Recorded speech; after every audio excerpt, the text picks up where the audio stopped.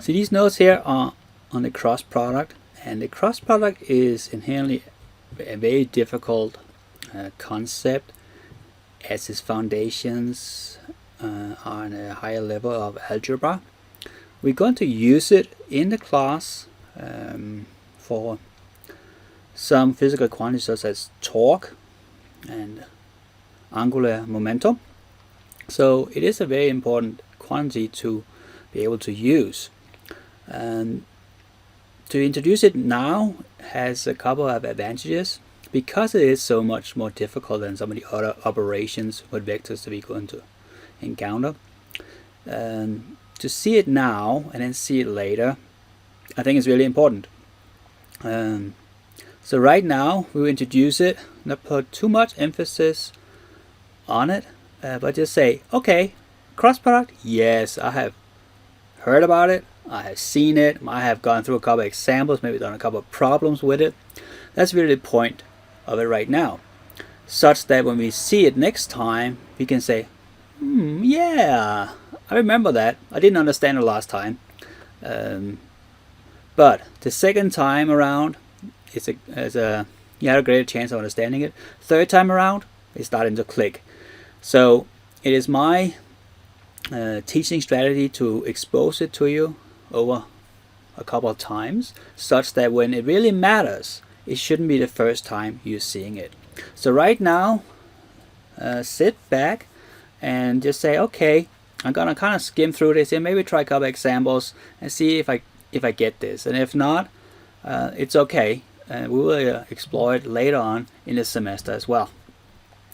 So first, just like with the dot product, we're going to start with a geometrical definition, and it's very, very similar to the dot product, but there's a couple of major differences.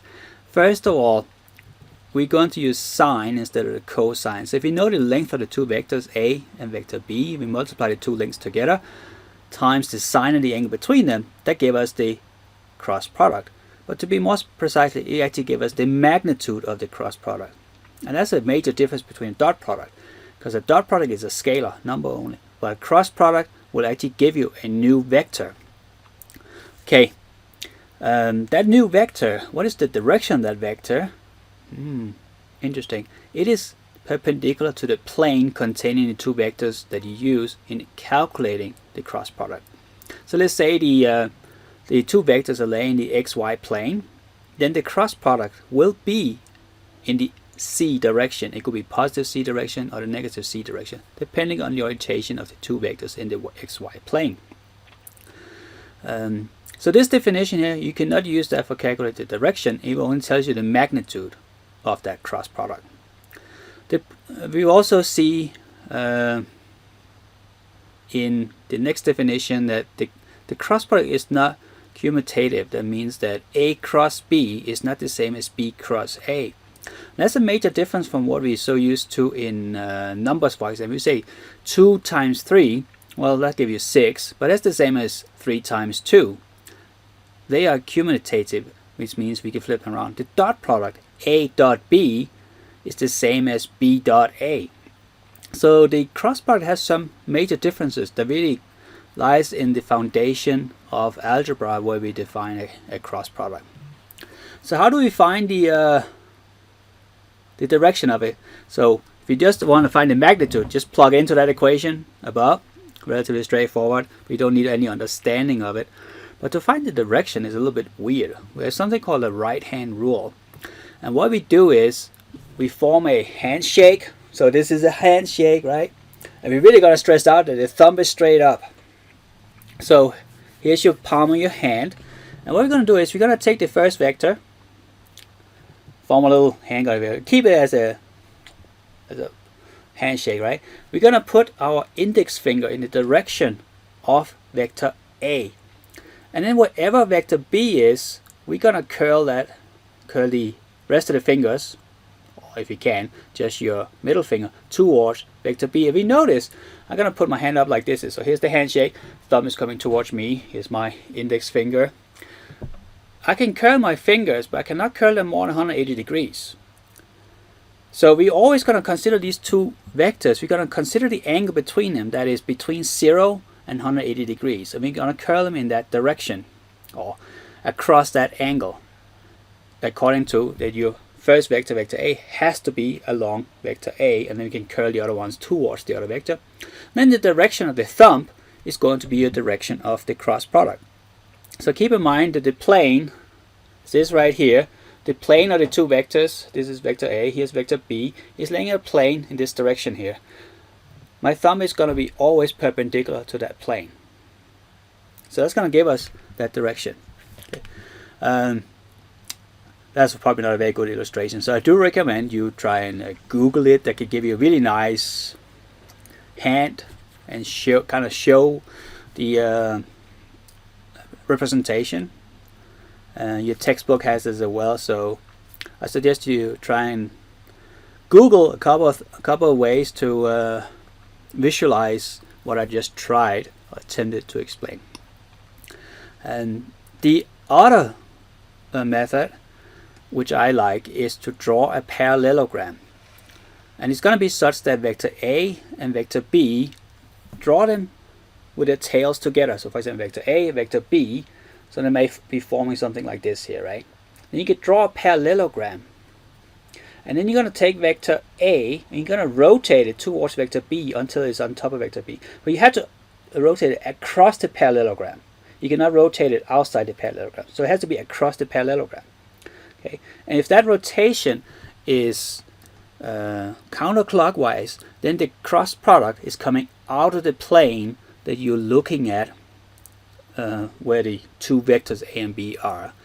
If you have to rotate vector A clockwise, then the cross product goes into the plane you're considering, the plane of where the parallelogram is.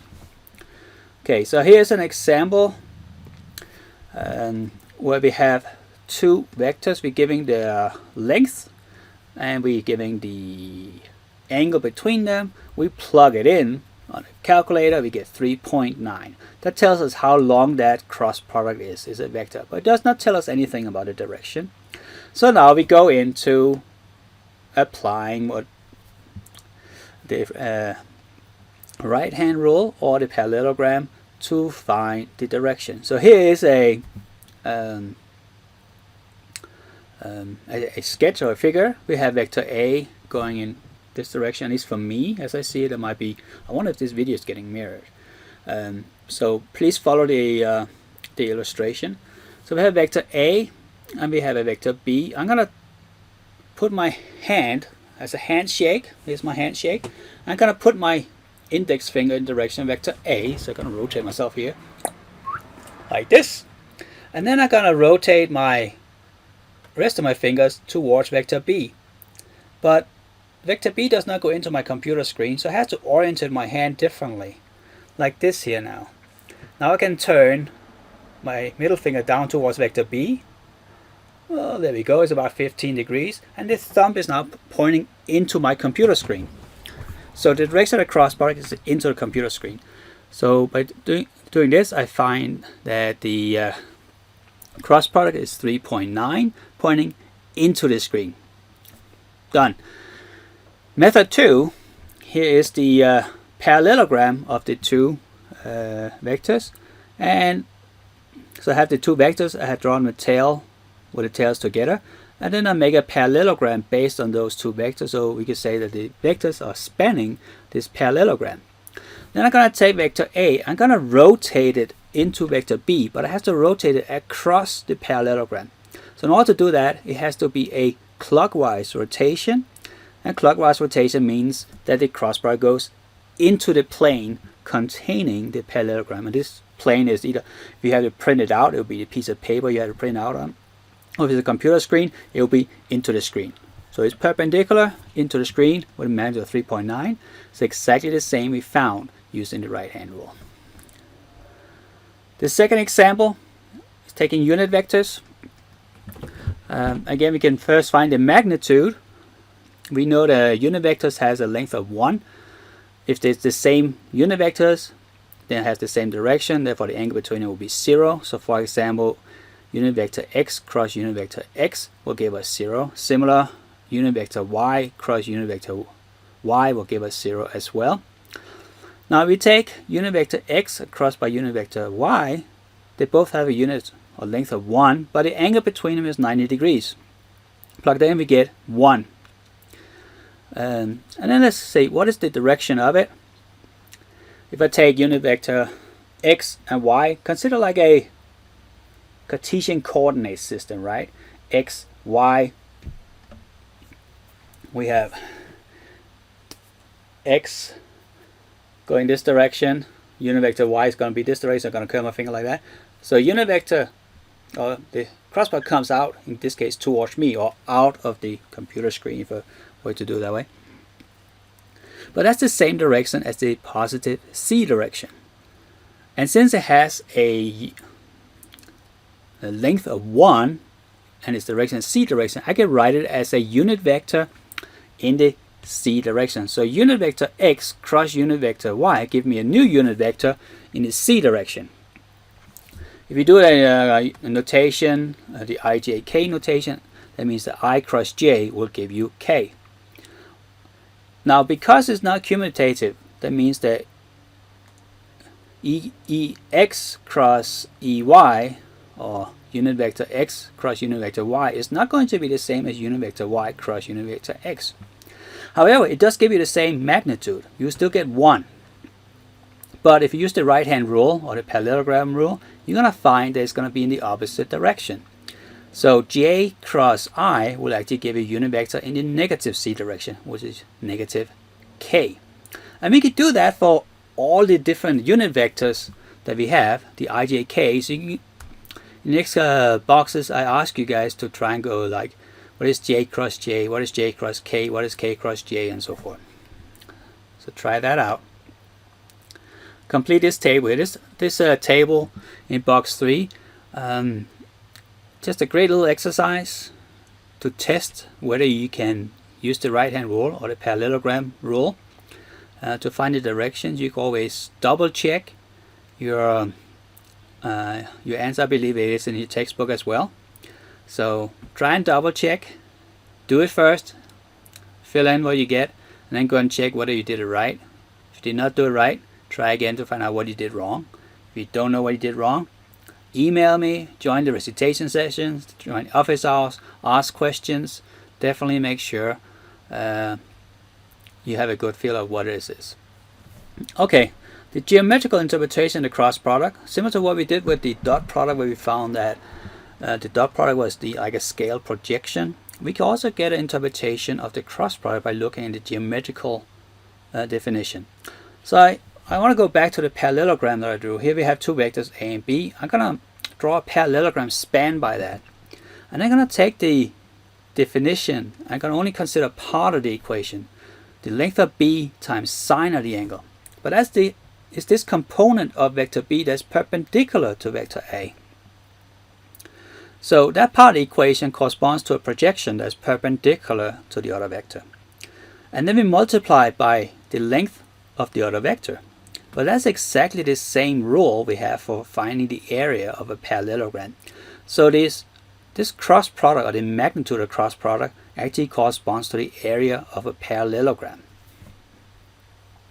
So it does have a physical meaning that we can apply in physics as well.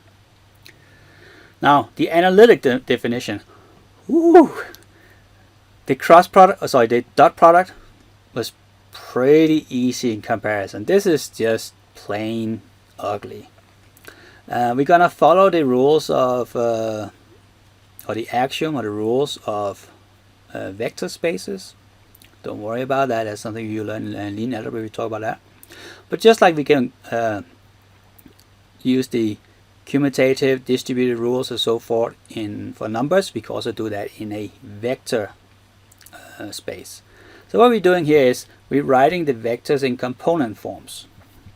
AX, AY, and AC with the associated unit vectors.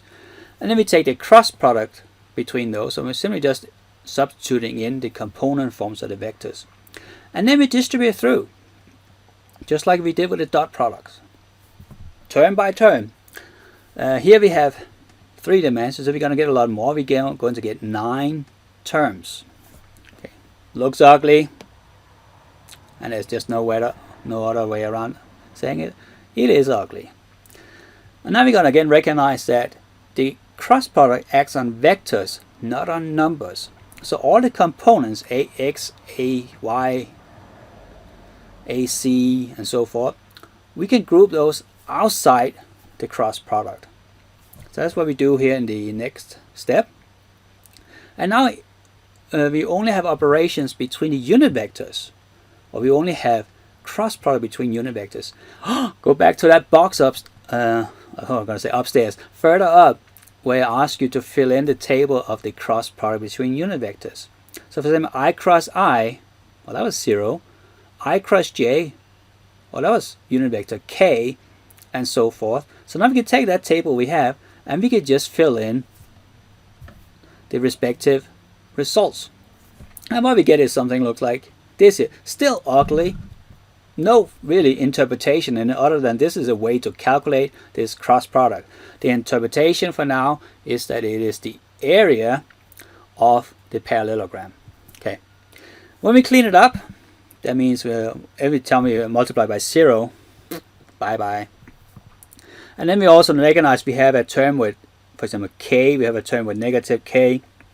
So if we can group those terms together, that becomes the k component or the c component of the cross product. So now we see here we have a I component was given by the I component of the cross product, which is the y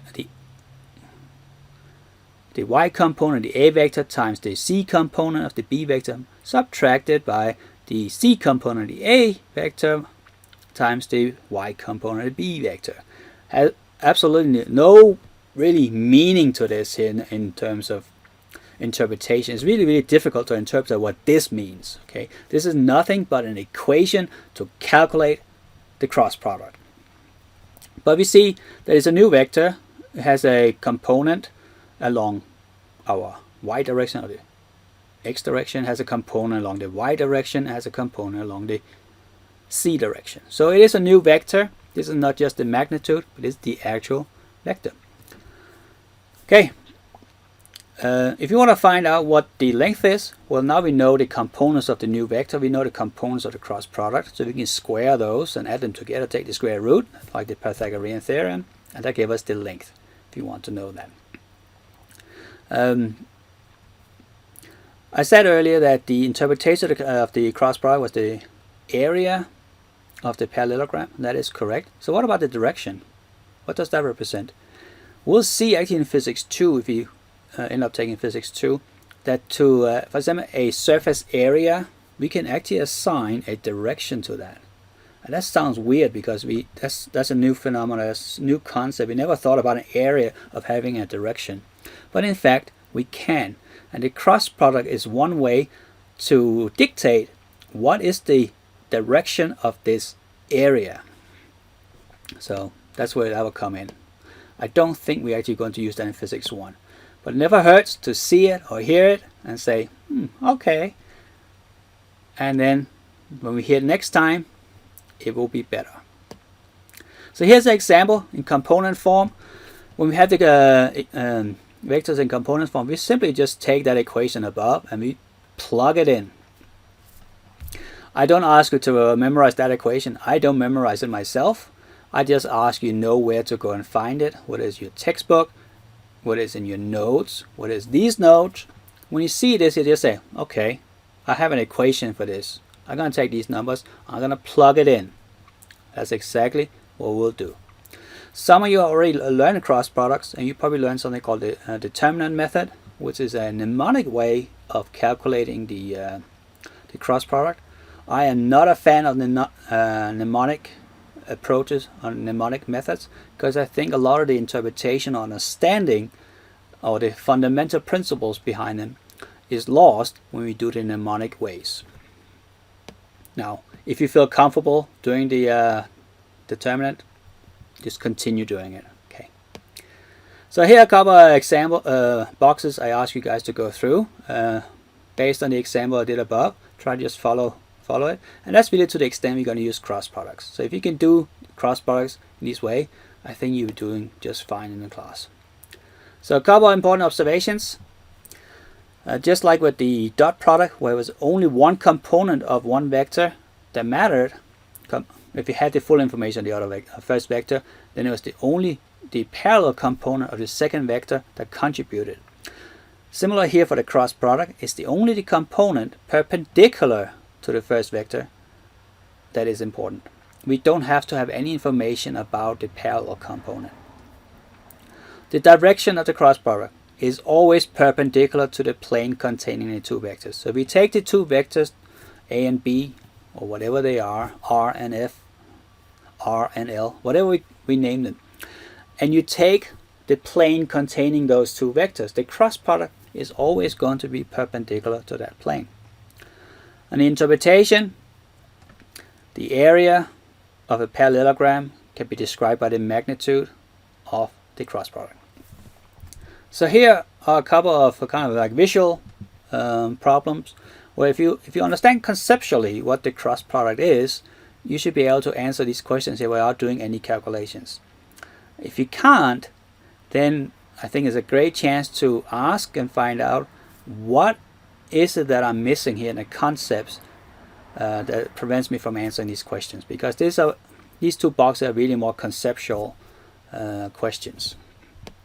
Applications, we're going to see torque in the class. We're also going to see angular momentum, and that's where we will use the cross product. But again, for now, I just wanted to be exposed to it.